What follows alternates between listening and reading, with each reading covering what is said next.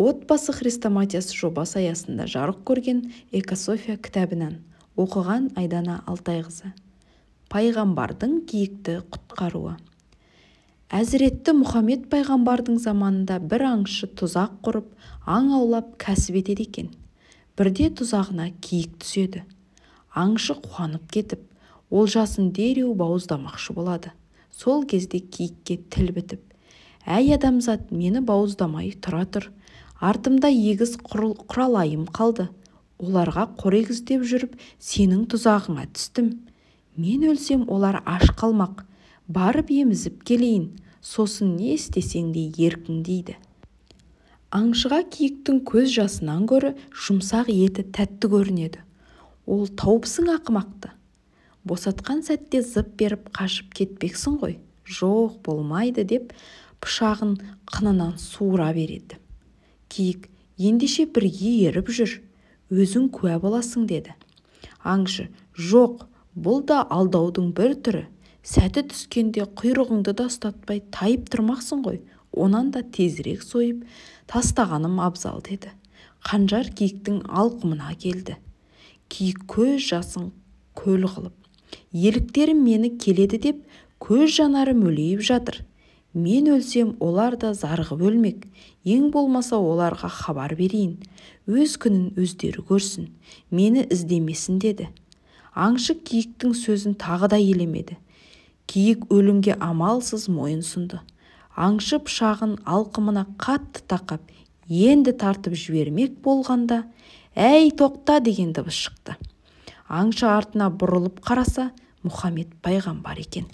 «Саған не керек?» деді. Мұхаммед пайғамбар жұмсақ сөйлеп: «Киік төлін емізіп келсін, оған дейін мен кепіл бола тұрайын. Қашып кетсе құнын менен өндірерсің.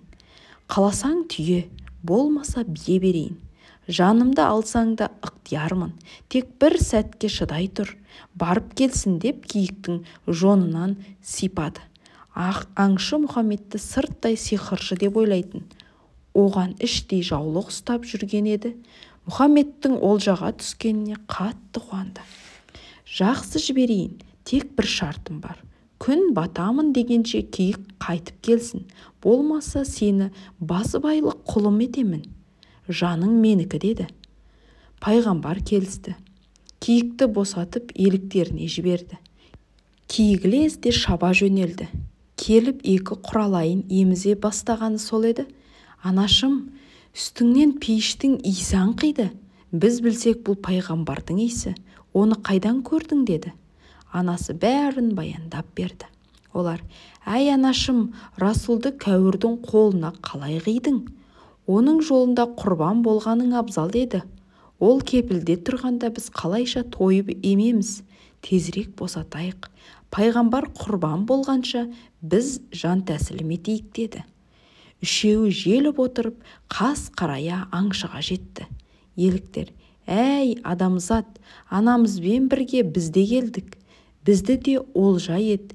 Енеміз өлсе біздің қылтанақ теріп жер қауқарымыз жоқ.